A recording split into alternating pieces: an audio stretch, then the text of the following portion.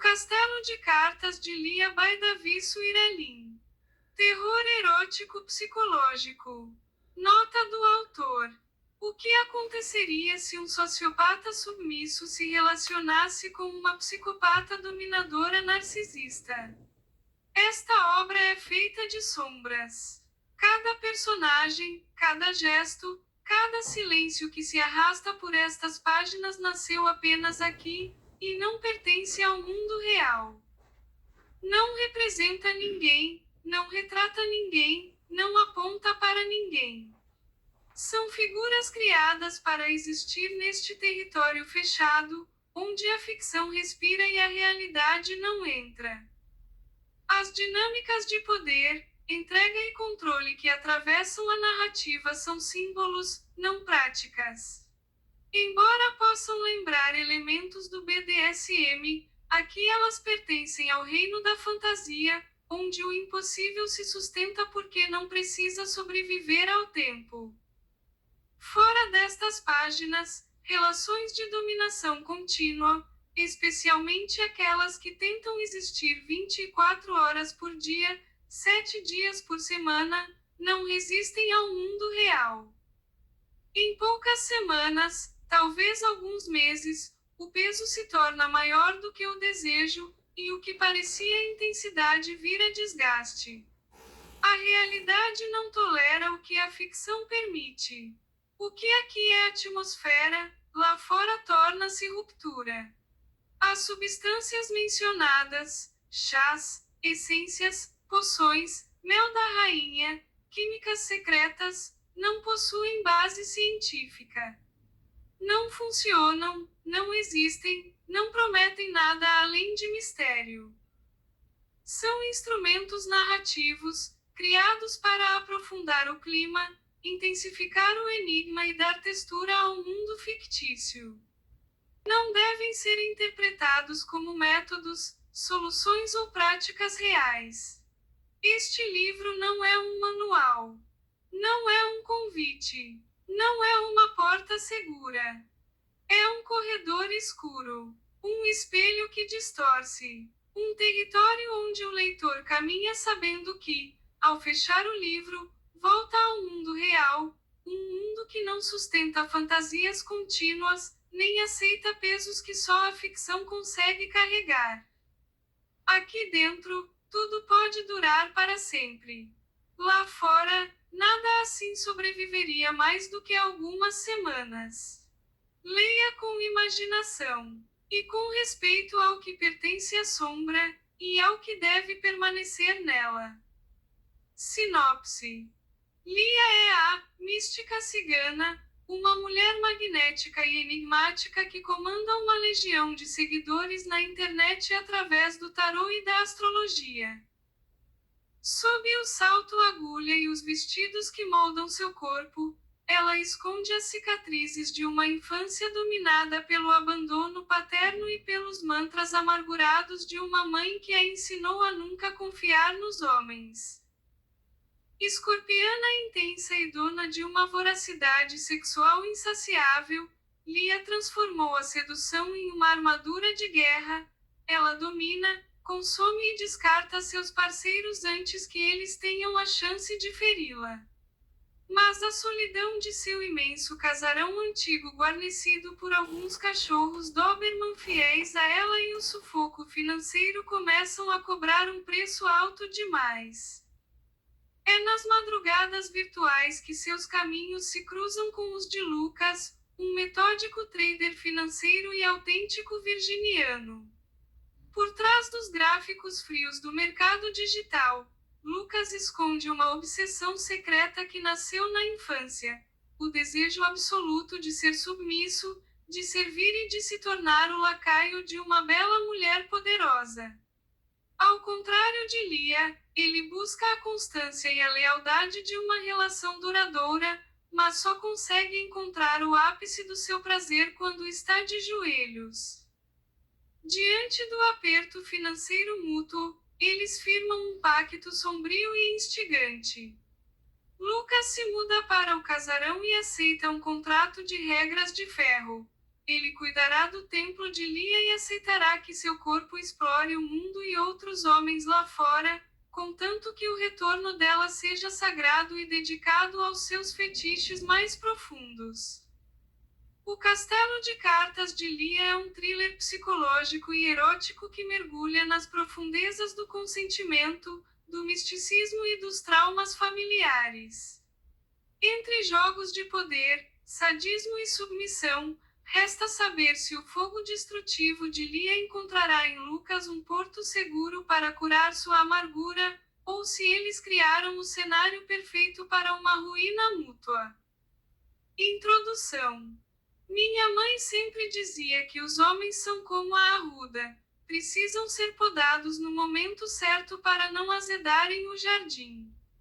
Cresci vendo mulheres da minha família manipularem o destino com as cartas e o desejo com o olhar. Aprendi cedo que o poder feminino não é algo que se pede, é algo que se impõe. Na internet, me transformei na mística cigana. Leio o futuro de centenas de pessoas pelas telas, misturo poções com raízes que acalmam a mente e uso a astrologia para ler a alma de quem me procura. Sou bonita, vistosa, e sei exatamente o impacto que causo quando coloco um salto-agulha e um vestido que molda o meu corpo. Eu controlo a narrativa. Sempre.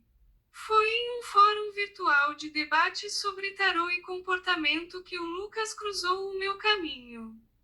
No começo, ele era apenas um seguidor tímido, um rapaz que trabalha trancado no quarto operando o mercado financeiro como trader. Mas por trás daqueles gráficos de ações e daquela insegurança que ele tentava esconder, havia um desejo latente. Lucas tem fome de submissão. Ele não quer uma namorada comum. Ele é fascinado por mulheres empoderadas, dominadoras, daquelas que ditam as regras vestindo roupas sexy, saltos altíssimos e que sabem exatamente como estalar um chicote para colocá-lo no lugar dele. Ele encontrou em mim a sua rainha. E eu encontrei nele a argila perfeita para moldar. Aspas. Capítulo 1. O solo onde tudo brota. O cheiro de terra molhada e manjericão roxo sempre foi o meu verdadeiro santuário. Minha casa é um casarão antigo, daqueles com muros de tijolos tão altos que isolam o resto do mundo lá fora. No quintal dos fundos, montei a minha horta. Sei exatamente qual raiz cura a insônia e qual erva, se bem manipulada, abre os poros e os desejos de qualquer homem. Entre canteiros de arruda, alecrim e plantas venenosas que guardo no sótão trancado, eu sou a dona absoluta do meu espaço. O problema é que o mundo real cobra um preço alto para manter esse castelo de pé. A casa é imensa. Tem 3 quartos vazios, um porão escuro que cheira a mistério e o sótão onde seco minhas plantas. Manter o aluguel dessa estrutura sozinha estava se tornando um sufoco financeiro que a cartomancia virtual não conseguia cobrir totalmente. Eu gosto de sexo. Gosto do poder que sinto quando tenho um homem sob o meu comando, esticando as linhas do desejo dele até o limite. Mas eu não confio neles.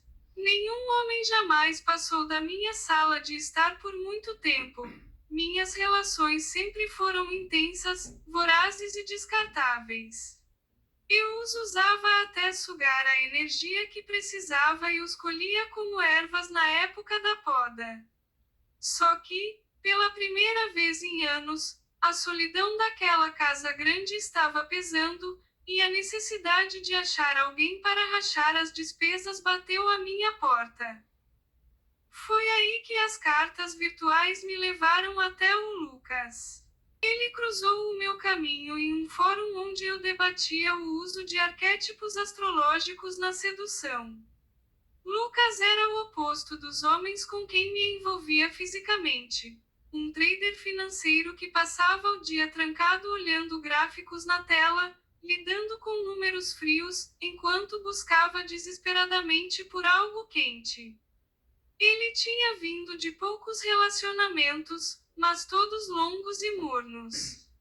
Estava sozinho, perdido no mercado digital e, ironicamente, enfrentando o mesmo drama que eu.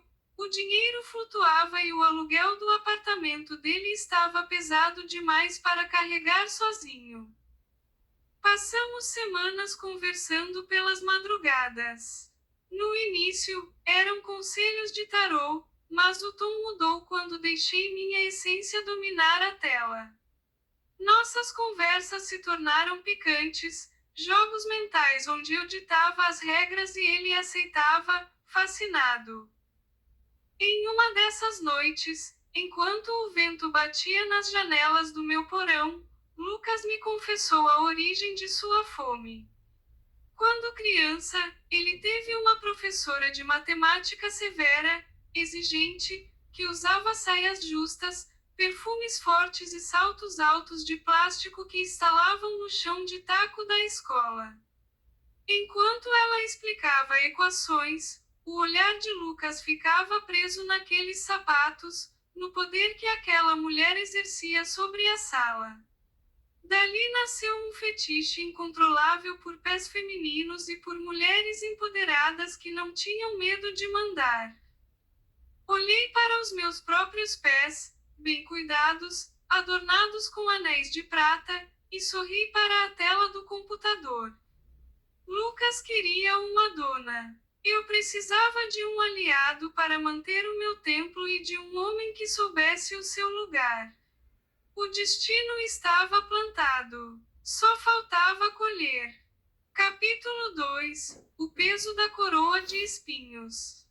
As paredes deste casarão antigo guardam mais do que o eco dos meus passos solitários. Elas guardam o silêncio sufocante de uma vida inteira de abandonos. Cresci sob a sombra de um teto governado por mulheres feridas. Eu já não era mais uma menina e agora era uma mulher de meia idade, onde a ausência masculina era uma ferida aberta que nunca parava de sangrar. Eu era apenas uma criança quando meu pai arrumou as malas e cruzou o portão da frente para nunca mais voltar, deixando um rastro de humilhação nos olhos da minha mãe e uma cicatriz invisível na minha alma. Ela, engolida por um feminismo radical e amargurado, transformou esta casa em um tribunal permanente contra os homens. O mantra que ela repetia, enquanto podava agressivamente os canteiros, moldou a minha mente. Homens são pragas que precisam ser cortadas antes que azedem a vida de uma mulher. Eu aprendi a lição direitinho. Aprendi a odiá-los antes mesmo de conhecê-los. Mas a verdade que eu escondo atrás da minha pose de mística cigana é muito mais dolorosa. No fundo, eu sinto uma inveja devastadora de quem consegue amar. Eu queria uma relação duradoura. Queria uma conexão única, daquelas onde você pode fechar os olhos e descansar o peso do mundo no peito de alguém. Eu choro no escuro deste quarto imenso desejando um amor que nunca vem, porque o meu próprio mecanismo de defesa me impede de baixar a guarda. Para não ser a vítima, escolhi ser a predadora. Usei a minha beleza, o meu salto agulha e os meus vestidos colados como uma armadura de guerra. Descobri que o desejo do homem é a ferramenta perfeita de controle. Enquanto eles estão cegos pelo tesão, perdem a capacidade de me ferir. E assim, eu os domino antes que eles pensem em me abandonar. Essa dinâmica, no entanto, gerou um ciclo maldito e solitário. Existe um fogo em mim que nenhuma água é capaz de apagar. Eu sou insaciável no sexo. Gosto do poder absoluto, de esticar as linhas do desejo deles até o limite, de vê-los implorando de joelhos sob o meu comando. Mas essa mesma voracidade destrói qualquer chance de futuro. Minhas relações são intensas demais, violentas na mesma medida em que são descartáveis. Eu os consumo por inteiro, sugo cada gota de sua energia e vitalidade na cama e, no segundo seguinte, quando o sexo acaba e a vulnerabilidade ameaça aparecer, o nojo e a desconfiança tomam conta de mim. Eu os descarto como ervas velhas na época da colheita. Eu os expulso da minha vida antes que eles possam ver a Lia de verdade, aquela que é carente, amargurada e gélida por dentro. Agora, a imensidão desses quartos vazios e o porão escuro são o reflexo exato da minha alma, cheia de feitiços e mistérios, mas completamente desprovida de calor humano real. Sinto uma amargura que me corrói os ossos por ser a rainha de um castelo gélido. E foi justamente no auge desse sufoco financeiro e emocional que Lucas surgiu na tela do meu computador. Ele não é uma ameaça ao meu coração vacilante, ele é uma engrenagem perfeita para os meus traumas. Lucas não quer me dominar ou me machucar, ele implora para ser o meu brinquedo. Pela primeira vez em anos, vi a chance de canalizar minha voracidade sexual sem medo de ser rejeitada, pois ele já entra na minha vida de joelhos. Resta saber se o fogo insaciável que carrego vai encontrar nele um porto seguro ou se vou acabar destruindo o único homem que aceitou o meu feitiço. Capítulo 3.